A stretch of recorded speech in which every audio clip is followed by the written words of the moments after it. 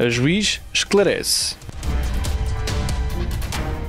Vamos falar nesta sessão das medidas não institucionais no âmbito da lei tutelar educativa. Como já vimos, existem medidas institucionais e não institucionais e é destas últimas que vamos falar. Elas são tão numerosas que trouxe uma cábula para me auxiliar e não me esquecer de nenhuma. E vamos começar pela admoestação. A admoestação é uma solene advertência que é feita dirigida ao jovem, quando se entende que basta isso para que o jovem interiorize o desvalor da sua conduta e reajuste a sua conduta no sentido das normas comunitárias. Quando se entenda que essa é a medida adequada, poderá ser essa a única medida aplicada no caso. Portanto, o jovem é advertido nesse ato do desvalor da sua conduta e de como deveria ter sido a sua conduta perante a situação com que se defrontou. Portanto, é explicado que tipo de alternativas, a que tipo de alternativas, de acordo com a lei, poderia ter lançado mão e como é que dali para a frente, terá de ajustar o seu comportamento para não violar normas que são consideradas fundamentais ao bom funcionamento da sociedade.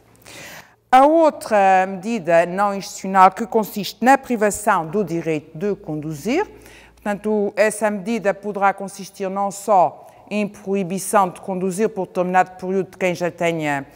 licença para tal, como ainda de proibição de ser emitida essa licença também por determinado período de tempo. Esta medida é daquelas que podem ser acumuladas com outras. Já vimos na anterior sessão que, em princípio, pelo mesmo facto, não se podem acumular várias medidas, mas esta da proibição do direito de conduzir poderá ser acumulada com outro, se necessário e se for adequada para as finalidades visadas com o processo, que, como já vimos, são sempre de educação do jovem para o direito. Outra medida que pode ser aplicada, não institucional, é a de reparação ao ofendido. Esta reparação ao ofendido pode assumir várias vertentes, poderá ser um mero pedido de desculpas, enfim, em que o jovem exterioriza o arrependimento dos factos praticados. Portanto, se o juiz entender que basta esse pedido de desculpas para a educação, para o direito, para cumprir essa finalidade, poderá consistir nisso a reparação ao ofendido. Também poderá ser uma reparação pecuniária, desde que o dinheiro necessário para o efeito apenas onere o jovem e não terceiros. Portanto, essa medida só poderá ser aplicada nesses termos, em termos pecuniários, se o jovem dispuser de pecúlio próprio e que não sejam terceiros a pagar por ele. Poderá ainda consistir numa atividade de reparação ao ofendido, portanto, poderá ter o jovem de desenvolver determinada atividade que compense o ofendido pelo dano que sofreu. Obviamente que esta medida de reparação ao ofendido, quer na modalidade pecuniária, quer nesta de desenvolvimento de uma atividade reparadora, terão de colher previamente o consentimento do ofendido. No âmbito das medidas não institucionais, temos ainda a de prestações de tarefas a favor da comunidade. Portanto, se um facto praticado tiver de qualquer forma causado dano aos interesses comunitários, vamos imaginar o caso de um jovem que destrói, por exemplo, ou que danifica uma paragem de autocarros, ou que destrói um semáforo, portanto, bens essenciais à circulação rodoviária, sinais de trânsito, por exemplo. Poderá haver lugar à aplicação desta medida não institucional, uma vez que será adequada, tendo em conta as necessidades de educação para o direito, para fazer entender ao jovem que tem de respeitar bens comunitários e que tem de contribuir para o bom funcionamento da sociedade, respeitando os bens jurídicos da comunidade. Poderemos ter ainda a imposição de regras de conduta e a imposição de obrigações aos jovens, se forem essas as medidas consideradas adequadas para satisfazer as necessidades de educação para o direito. Poderemos ter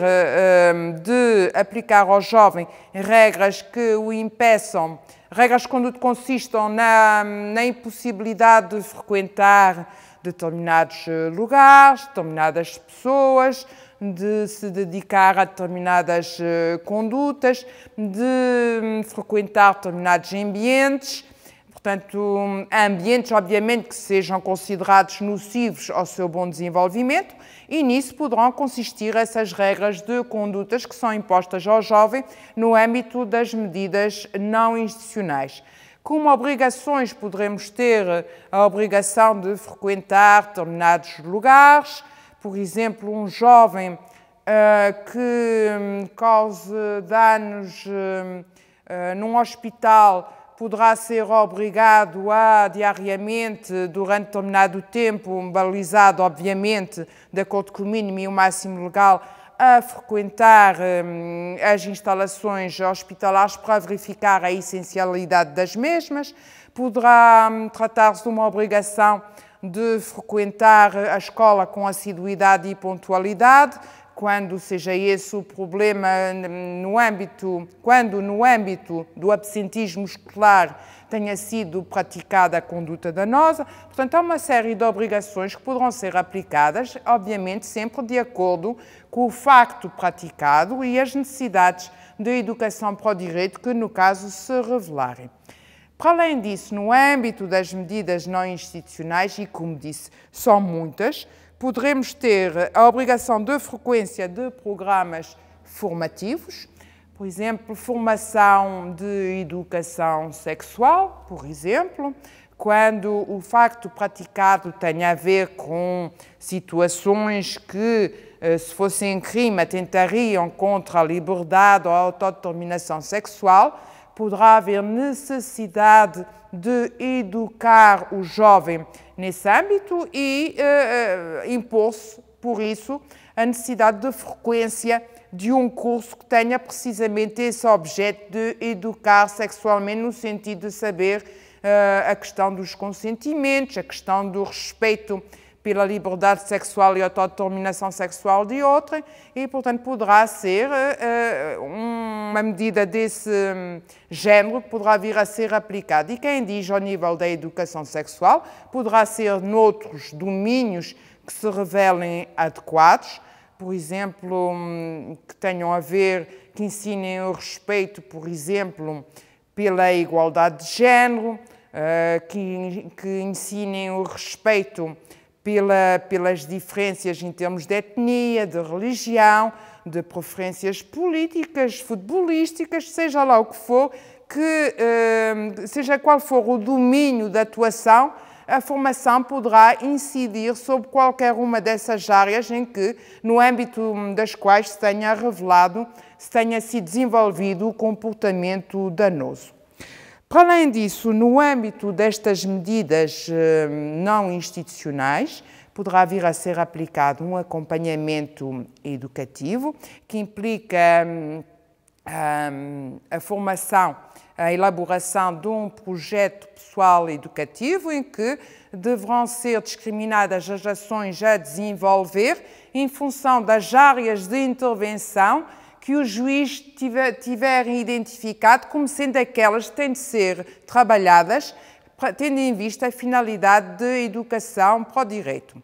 Este acompanhamento educativo também pode ser cumulado com a medida que consiste na imposição de regras de condutas e obrigações. Obviamente que